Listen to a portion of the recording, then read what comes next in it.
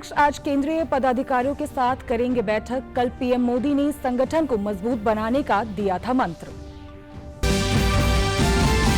हरियाणा के मुख्यमंत्री ने आज नारनौल में पहली मालगाड़ी को हरी झंडी दिखाकर किया रवाना। कहा, अब यह क्षेत्र आर्थिक राजधानी के रूप से होगा विकसित। और भारतीय वायुसेना ने सुखना झील पर प्रोमो रन का किया आयोजन। 4 अक्टूबर को देश के 8 शहरों में होगी विशेष मैराथन। नमस्कार, चंडीगढ़ से आपका स्वागत है। मैं हूं आयुषी दुबे। अब समाचार विस्तार से। भाजपा के राष्ट्रीय अध्यक्ष नितिन नबीन की अध्यक्षता में आज केंद्रीय पदाधिकारियों की बैठक होगी। इससे पहले कल प्रधानमंत्री नरेंद्र मोदी ने नई दिल्ली में भाजपा मुख्यालय में पार्टी के नवनियुक्त राष्ट्रीय पदाधिकारियों के साथ मुलाकात की। प्रधानमंत्री ने कहा कि संगठनात्मक बैठक नए विचारों और दृष्टिकोण पर आधारित होती है। उनका उद्देश्य पार्टी को मजबूत करना और लोगों के साथ इससे जुड़ाव को बढ़ाना होता है। वहीं पार्टी अध्यक्ष नितिन नबीन ने नवनियुक्त राष्ट्रीय पदाधिकारियों के साथ पहली बैठक की। बैठक में आगामी विधानसभा चुनाव की तैयारियां, बूथ स्तर पर संगठन को मजबूत करने और सरकार की योजनाओं एवं पहलों पर जनता तक पहुंचाने पर मंथन हुआ। बैठक के दौरान भाजपा ने वंदे मातरम के ऐतिहासिक विरासत के सम्मान और संरक्षण से संबंधित एक प्रस्ताव पारित किया। इसमें पार्टी ने कांग्रेस समिति द्वारा 19 अगस्त को कांग्रेस कार्यक्रमों में वंदे मातरम गायन के केवल पहले 2 छंद तक सीमित रहने वाले 1937 के प्रस्ताव को पुनः लागू किए जाने के निर्णय की कड़ी निंदा की।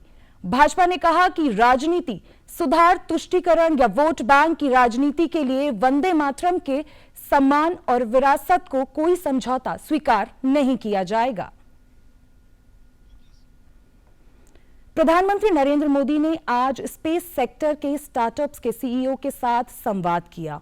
उन्होंने कहा कि अंतरिक्ष क्षेत्र के स्टार्टअप्स ने सरकार में अपना विश्वास व्यक्त किया है। उन्होंने अंतरिक्ष क्षेत्र के स्टार्टअप्स के मुख्य कार्यकारी अधिकारियों के साथ चर्चा में उनसे निरंतर प्रयत्नशील रहने और अंतरिक्ष क्षेत्र का एक मजबूत इकोसिस्टम तैयार करने की अपील की।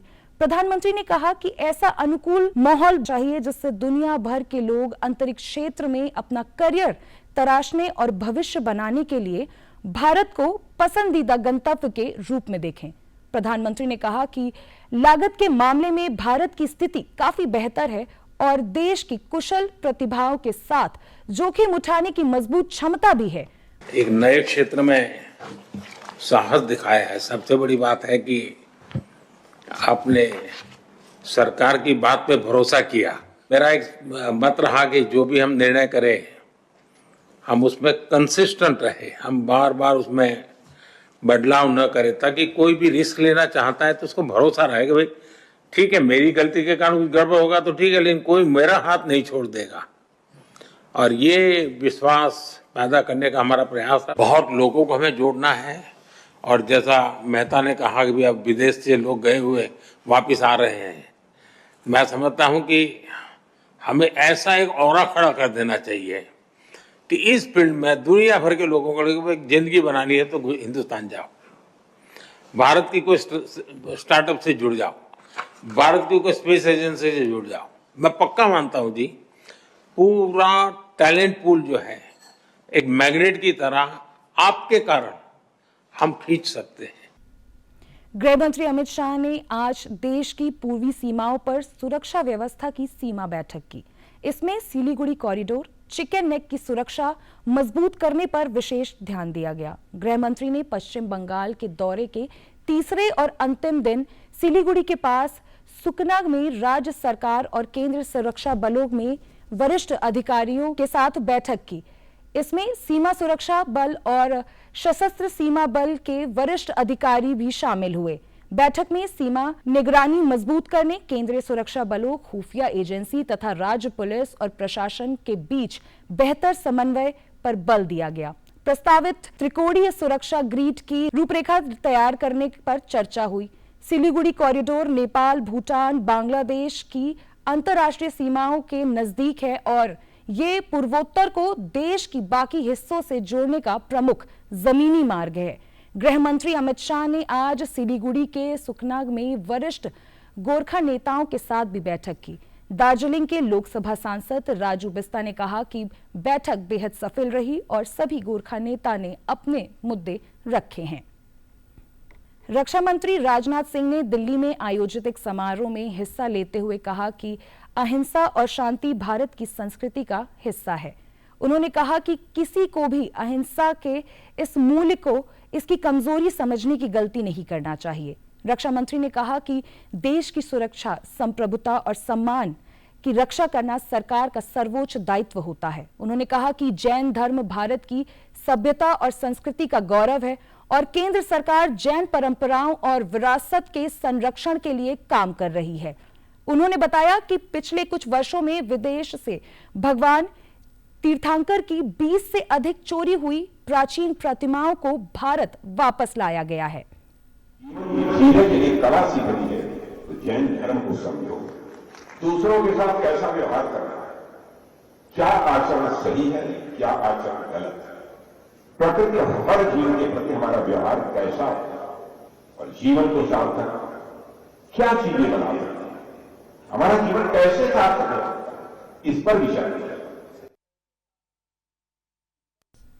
हरियाणा के मुख्यमंत्री नायब सिंह सैनी ने आज नारनौल के साथ लगते नांगल चौधरी क्षेत्र में नवनिर्मित integrated multi modal logistic hub में पहली मालगाड़ी को हरी झंडी दिखाकर रवाना किया। इसके साथ ही यहां से रेल कनेक्टिविटी का विधिवत शुभारंभ हो गया है। मुख्यमंत्री ने कहा कि अब ये क्षेत्र आर्थिक राजधानी के रूप से विकसित होगा। उन्होंने कहा कि आज दक्षिणी हरियाणा में एक ये बड़े प्रोजेक्ट्स की शुरुआत हुई है। अब ये जिला आर्थिक रूप से भी मजबूत होगा। प्रधानमंत्री जी का जो विकसित भारत का सपना है, ये वही तो विकसित भारत है। आज आप देख रहे हैं हरियाणा, पूरा देश, हमारा हरियाणा आज एक भी डिस्ट्रिक्ट ऐसा नहीं बचा जो 4 लाइनिंग एक्सप्रेसवे, ग्रीनफील्ड एक्सप्रेसवे उनसे ना जुड़ा हो। हर जिला जुड़ा। उन्होंने विपक्ष पर निशाना साधते हुए कहा कि विपक्ष के पास कोई मुद्दा नहीं है और विपक्ष सिर्फ झूठ की राजनीति कर रहा है। उन्होंने कहा कि प्रधानमंत्री विकसित भारत को लेकर काम कर रहे हैं और हम सबको मोदी जी का साथ देना चाहिए। आर्थिक रूप से आज यहां से पहली ट्रेन को हरी झंडी दिखाई है। बहुत सारे ऐसे प्राइवेट प्लेयर्स जो यहां मौजूद थे, वो इंटरेस्ट यहां दिखा रहे हैं। ये क्षेत्र एक आर्थिक राजधानी के रूप में विकसित होगा। हमारे जो व्यापारी हैं, हमारा किसान है, हमारे जो उद्योग इंडस्ट्रियल जगत के लोग हैं, एक बहुत बड़ा लाभ उनको मिलेगा। इसके साथ ही मुख्यमंत्री नायब सिंह सैनी ने रेवाड़ी के बावल की अनाज मंडी समरसता सम्मेलन एवं प्रतिभा सम्मान समारोह में भी हिस्सा लिया। इस कार्यक्रम के दौरान उन्होंने सामाजिक समरसता और क्षेत्र के विकास पर जोर दिया। पंजाब के राज्यपाल गुलाब चंद कटारिया ने सोशल मीडिया के माध्यम से जानकारी साझा करते हुए बताया कि फाजिल्का में गांव स्तरीय रक्षा समिति के सदस्यों के साथ एक महत्वपूर्ण बैठक की। इस बैठक के दौरान सीमावर्ती क्षेत्र की सुरक्षा, जन भागीदारी और स्थानीय स्तर पर बेहतर तालमेल जैसे विभिन्न मुद्दों पर विस्तार से चर्चा की गई। राज्यपाल ने इस बात पर जोर दिया कि देश की सुरक्षा को मजबूत बनाने की सीमावर्ती इलाकों के नागरिकों की भी भूमिका बेहद महत्वपूर्ण है। स्थानीय लोगों की सक्रिय भागीदारी और प्रशासन के साथ प्रभावी तालमेल के जरिए सीमावर्ती क्षेत्र के सुरक्षा प्रबंध और अधिक मजबूत किया जा सकता है। पंजाब के खाद्य नागरिक आपूर्ति एवं उपभोक्ता मामले के विभाग के लीगल मेट्रोलॉजी विंग के इस वर्ष जनवरी माह के जुलाई 2026 तक वसूली गई कंपाउंडिंग फीस तथा इसी अवधि के दौरान किए गए निरीक्षणों के मामले में निरंतर शानदार प्रदर्शन किया है। कंपाउंडिंग फीस के मामले में लीगल मेट्रोलॉजी विंग ने जनवरी माह से जुलाई 2026 तक 53.26 लाख रुपए वसूले। विंग द्वारा इसी अवधि के दौरान 14,412 निरीक्षण और 1,062 चालान किए गए। पंजाब के खाद्य नागरिक आपूर्ति एवं उपभोक्ता मामले के मंत्री लालचंद कटारुच्चक ने तत्परता से सेवाएं निभाने के लिए विभाग के अधिकारियों की सराहना की और उन्हें भविष्य में और अधिक सक्रियता एवं समर्पण के साथ कार्य करने की अपील की। बताया जा रहा है कि विंग के पास अमृतसर, लुधियाना, जालंधर और पटियाला में विभाग के स्वामित्व वाली मानक प्रयोगशालाएं हैं, जबकि सरहिंद और खन्ना में भी इस तर्ज पर नई प्रयोगशालाएं शीघ्र बनाई जाएंगी। लीगल मेट्रोलॉजी विंग का मुख्य उद्देश्य उपभोक्ताओं के हित की रक्षा करते हुए ये सुनिश्चित करना है कि बेचे गए या खरीदे गए सामान की मात्रा और गुणवत्ता वास्तव में सही हो। पंजाब सरकार द्वारा आर्थिक रूप से कमजोर और जरूरतमंद परिवारों की बेटियों को सम्मान के साथ नई जिंदगी की शुरुआत करने के लिए सहायता प्रदान करने के लिए आशीर्वाद योजना के तहत वित्तीय वर्ष 2025-26 और 26-27 के दौरान अब तक 75,199 लाभार्थियों को 383.52 करोड़ रुपए की वित्तीय सहायता जारी की गई है। ये जानकारी पंजाब के सामाजिक न्याय, अधिकारिता और अल्पसंख्यक मंत्री डॉक्टर बलजीत कौर ने दी। उन्होंने कहा कि वित्तीय वर्ष 2025-26 के दौरान पंजाब सरकार द्वारा अनुसूचित जाति वर्ग से संबंधित 42,203 लाभार्थियों को बेटियों के विवाह के लिए 215.25 करोड़ रुपए जारी किए गए। इसके अलावा आर्थिक रूप से कमजोर वर्गों और पिछली श्रेणियों से संबंधित 20,212 लाभार्थियों को 103.08 करोड़ की वित्तीय सहायता प्रदान की गई। उन्होंने आगे बताया कि वित्तीय वर्ष 2026-27 के दौरान अब तक अनुसूचित जाति वर्ग के 8,774 लाभार्थियों को 44.75 करोड़ रुपए और आर्थिक रूप से कमजोर वर्गों और पिछली श्रेणियों के 4,010 लाभार्थियों को 20.45 करोड़ रुपए की सहायता जारी की गई है। सेखो इंडिया एयरफोर्स मैराथन से पहले भारतीय हवाई फौज द्वारा सुखना झील पर एक प्रोमो रन का आयोजन किया गया।